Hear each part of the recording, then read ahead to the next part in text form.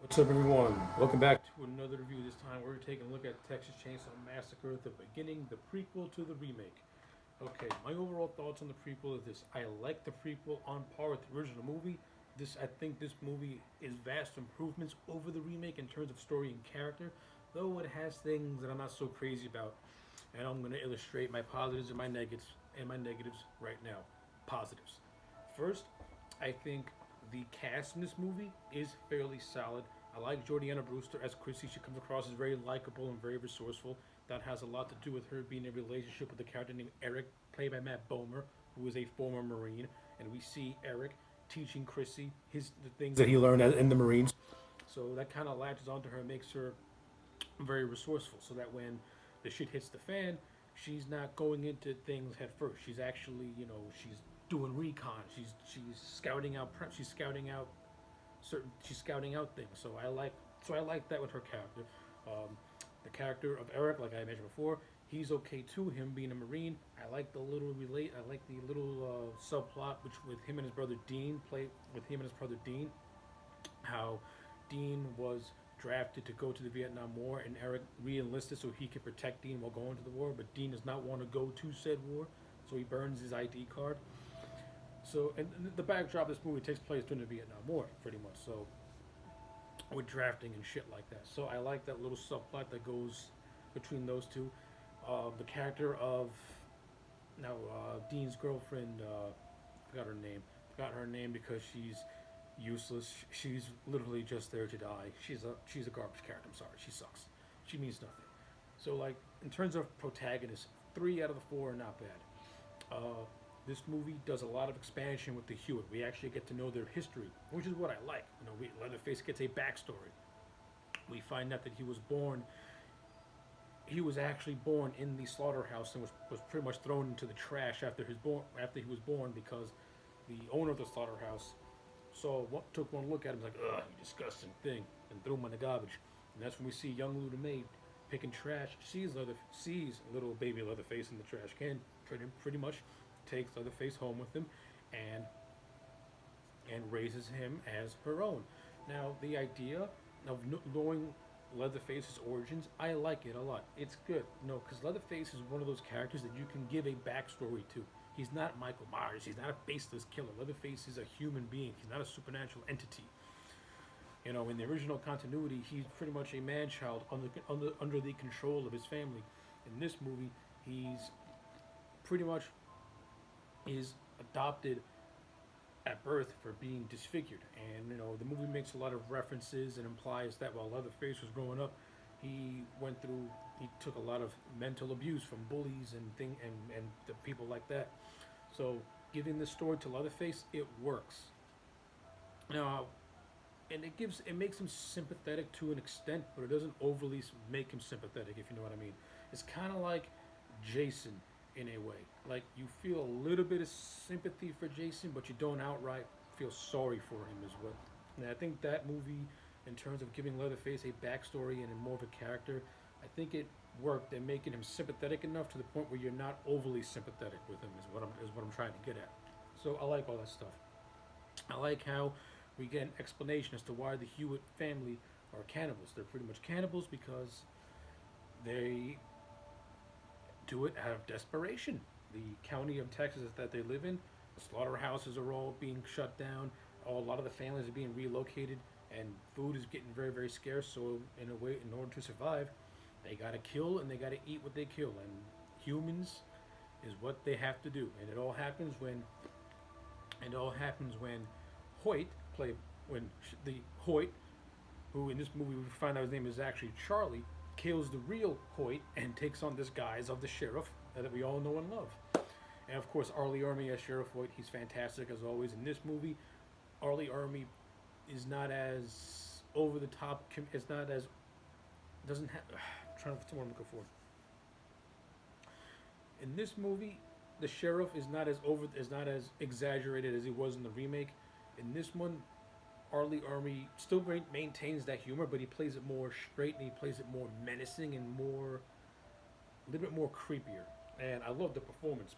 I think both performances are great, but I think the performance in this movie that White gives, that Arlie Ermy gives is much more creepy, a little bit more terrifying, and I like him overall. Great performance. He steals the show, as he did in the remake. He does in this one too. So, great performance. Can't complain about Arlie Ermy. He's fantastic at Sheriff Hoyt. Andrew Bernarski once again kills it as Leatherface, maintains that just raw brutality that he has, but you also get a little bit of that sympatheticness to him as well. And it's all done through facial expressions and just body posture. And Andrew Bernarski, I think, is extremely underrated with his Leatherface and his performance because he really gives his Leatherface some character and personality. But he never overdoes it, you know. And when Leatherface has to go get extreme and go on his rampage, you know, he is incredibly terrifying and on your edge of your seat because that's how much intensity Bernarski puts into the role as Leatherface. So that was the remake. This Leatherface in this movie done really, really well. Seeing the history of the Hoyt family to me is really, really very intriguing. Seeing their backstory, seeing the reason why they have to resort to the things that they have to resort to, all good stuff. But this movie does have some prequelitis things, like they show us how old Monty loses his legs. Didn't really need to see that, but it's whatever. Uh, we what else? We see how Hoyt loses his teeth, kind of nothing, but it pretty much happens when the character of Dean beats the shit out of him after pretty much being tortured by him, along with his brother Eric, by the sheriff himself when they're in the backyard of the plantation house. So all that stuff's okay. Seeing Leatherface go on his rampage is great stuff, especially when he kills the character of Eric and then peels off his face and he makes his first ever human flesh mask. That was pretty cool. I like the visual of that. So yeah, like this movie does have some good things in it. But then we get to the things I don't really care about, and to me, I think that mostly has to do with the direction and the cinematography. This movie is directed by Jonathan Liebesman, and he's not a horrible filmmaker, but I don't think he was right for this movie. Now, Marcus Nispel gave the remake a certain sleek yet very distinctive look, and I liked Marcus's visual style with that movie. Liebesman, to me, I'm not a big fan of his visual style. I think he tries to mimic the Marcus Nispel style, but kind of falls flat, and he adds too many jump scares, and there's moments this movie has way too much shaky cam, and I'm not a big fan of any of that stuff. Not only that, Nispel tried to create atmosphere and tension. Liebesman, he throws away atmosphere and tension. It goes for sheer shock value. And Marcus Nispel has shock value too, but he also was able to create some atmosphere with his movie as well. And that's where I think Liebesman is a weak director. Liebesman falls under the horror directors who just shock, shock, shock, shock, shock, shock, shock, and there's no substance to it. There's no atmosphere to it. There's no build up to it. It's just shock, and then it's just shock to the end of the movie.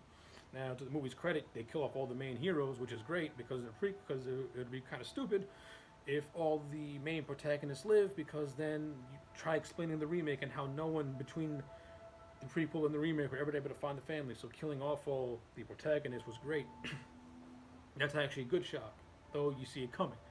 But again, like I said, there are certain scenes where I think Liebesman just falls flat, and and to me, the cinematography, this movie is just very meh. Doesn't really have a cool look to it. It kind of looks, I don't know, it just always looked weird to me when I first saw it in theaters. I can't really put my finger on why I'm not a fan of the cinematography in this movie. So yeah, those are pretty much my two big complaints, along with a couple of other things I didn't really care for. Like this whole subplot with a couple of bikers, kind of stupid.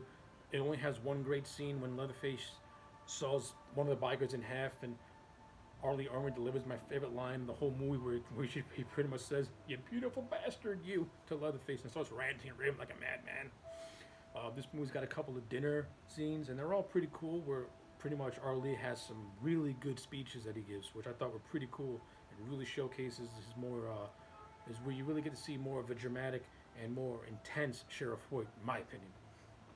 So yeah, all in all, I'm going to give Texas Chainsaw Massacre at the beginning the same grade I gave the remake. I gave it a solid 8 out of 10. The good outweigh the bad. And if you look past the mediocre visuals and the blah directing, you got some good stuff from this movie. And solid 8 out of 10, I think is the best movie, the best grade, I can give this movie. So yeah, those are my thoughts. Let me know yours in the comment sections down below. Like the video and subscribe, and I will check you back next time for more.